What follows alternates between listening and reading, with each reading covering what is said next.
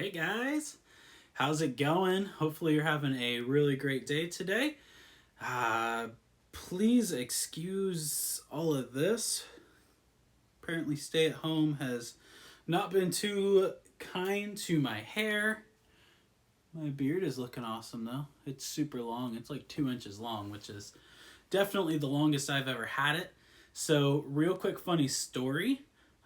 Before I do that, if you haven't already, would you please go ahead, hit that subscribe button for our channel? We would greatly appreciate that. We definitely got to post more videos than what we have been. But I wanted to share a quick story about my hair. So, everyone's having to stay at home, and we live in the great state of Pennsylvania, which it's been great, you know. So, I went to Walmart the other day. It was like a week or two ago, and I really needed a haircut because this is wild, and I really want it to be a lot shorter than what it is. So I go to Walmart, go to the hair section where the clippers are because ours broke about 6 months ago, and there's none to be found. So it's like, all right, great, we'll order them from Amazon because of course. Well, we check there, and it's like 2 or 3 months before we can get some hair clippers. So my wife goes on to Sally's to get some for us off of there, and she orders them. Everything's gonna be great. Finally arrives in the mail. It was like a week later, and come to find out they're for balding. So they have specific clippers just for balding. I had zero idea, and obviously this is not going to work for some balding clippers. But anyways, that was just super interesting. So I'm just waiting, letting my hair grow out super long apparently in the meantime. But today's video, I wanted to talk with you about a project that I've been working on. So my birthday was last month, and my last birthday present, speaking of Amazon, which is great, my last birthday present came in the mail just a couple days ago. It was a do-it-yourself, build-it-yourself ukulele, which is something that I saw on the internet a little while ago and told my wife, hey, that would be something really, really cool to get. And my mother-in-law ended up getting it for me. And I want to kind of walk you through what mine looks like and how I built it. So it's not super complicated. One thing I did notice though is there's really not instructions that come with it. So that's great. So I can hopefully kind of walk you through that if you do decide to purchase it. So I'm not really musical at all. I like to think I am. I like to think that I have a great voice and I can sing really well. I'm just loud, really. I also don't play any instruments. I own 2 ukuleles, and I know 4 chords on them, and I don't play it really well. So that's really fun, but it gave me something while I'm at home to build something, to work on something that I could get some creative juices flowing and just have a lot of fun with. So I wanted to show you my finished product. All right, so here is my finished ukulele, and it is gorgeous. I love it. It's something that I'm super proud of, and I kind of want to walk you through it step by step how it is that I built this. So if you do decide to get the kit, it comes in pieces. So you have the neck and then the regular just body of the ukulele are separated, and you have to glue those together. Your fretboard right here has to be glued on. Obviously your strings have to be put on. Your wooden pieces, the plastic in here need to be put on as well. This plastic piece, and then your knobs, your posts, need to be put on as well. So it's not a super complicated process. It took me a good chunk of a whole day in order to do it. So let me walk through what I did. So first off, I needed to figure out how I wanted to design this bad boy. So I spent a lot of time looking this up, going through Pinterest, and just trying to find something that I liked, something that I thought would really be me. Now, I'm not artistic. I can think I am sometimes, but I'm really not. So I needed to find something that wasn't super complicated, something that I could do.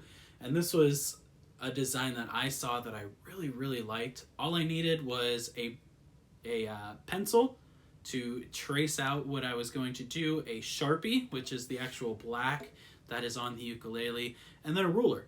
That's all it took, and I practiced on a piece of paper, then translated it onto the ukulele, and I'm very proud of how it turned out. I think it's just, I think it's really cool. Who knows, maybe I'll get that on me as a tattoo. That would be really funny. Speaking of which, I also added a little detail to the fretboard, and it's really hard to see, which kind of stinks. I want to find a good way to kind of darken it up what I did. But you'll notice in between, they're kind of hard to see, but I put some arrows on there. And what those are, those represent each one of my children that I have. So I have 4 kids. I love them to death, and I was just really excited to find a way to incorporate my love for them. And they love my ukuleles. They really have a desire, especially my oldest. She has a desire to not just play it, not just, kind of strum it. She wants to learn how to play it, which is really cool. And then if you notice, there's actually 5 arrows that were on the fretboard. So one of them represents a child that we lost in a miscarriage as well. So I wanted to find a good way for me to kind of memorialize, I guess, that child as well. And, I've always wanted to get a tattoo kind of like this with this idea. And I think this gave me a really good plan of attack for what I want that to look like whenever I do go through with that as well. So, I made the design, made it look all pretty, and then the next thing I did was I glued the neck onto the body of the ukulele, let that set for a while so that it could dry, and then it was time to stain it, and I decided to go with a red oak stain. So you'll see it kind of has a reddish tint to it, and I think especially with the black that I have in my design, for the ukulele, I think it was a good choice. I like the reddish tint that comes with it. So definitely some stain. You can paint them as well. And then as well, I also polyurethane the top, or the entire ukulele that I stained as well. Now, I used a spray polyurethane, which you are definitely more than welcome to do. One thing with that is, since you're spraying it on, you can get some bumps. So you can take some really ultra fine sandpaper and just kind of grind that down a little bit to make it nice and smooth again. So after that came some screwing on and some gluing on of the fretboard. So wood glue works fantastic for all of that. Glue it on. I would also highly suggest getting some clamps so that you can clamp it down so it gets nice and stuck on there, so you don't have kind of these raises on your board, which would definitely be very annoying. So glued that on. Next thing was the base for where your strings go had to be screwed on, which is where these little white caps go on that they have you put on there as well. So you screw it on. If there's one thing that I would say with this that was really difficult, it was screwing this on. You need a really tiny screwdriver first off, and it was very difficult because it's a very soft wood. This wooden piece here is a very, very soft wood, so you kind of puncture through some things really easy, and they pre-drilled the holes, but they don't line up exactly right, which was a little difficult, and this piece is just a little bit raised off. You can't tell from the video, but just a little bit raised. It's one of those things that it's fine. It works great. But I know it as the person that made it, that put it together. I know it's there. But that's one thing that was a little bit difficult with it. Another thing you have to do is they have a plastic piece here that you have to put into, you kind of squeeze it into that wooden piece there. And then you have your plastic piece up here as well.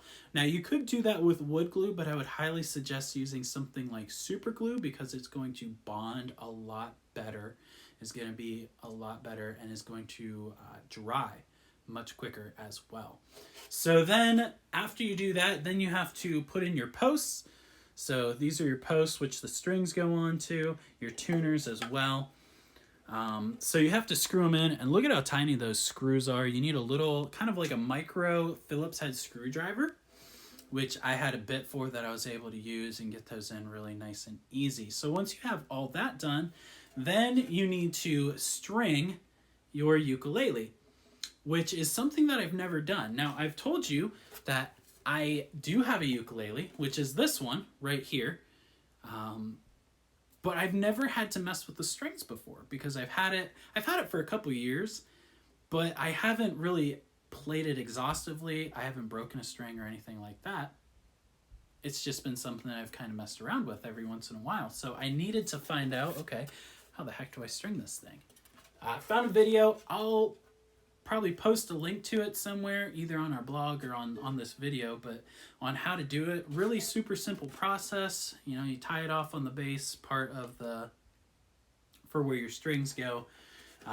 Loop it around. The guy in the video will explain it way better than I do, because it's definitely not something that I'm an expert in. When it comes to quality, it's not the best.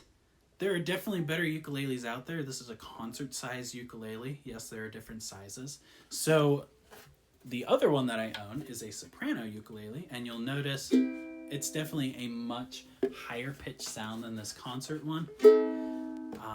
I would say this is something that is great for a beginner, or something if you're looking to get some creative juices out, or if you have a kid as well. I would say this is another really, really good option for them. It was super fun to do. I would say my favorite part is definitely the design, just being able to personalize it, make it my own. Comparatively, my two ukuleles, I love them.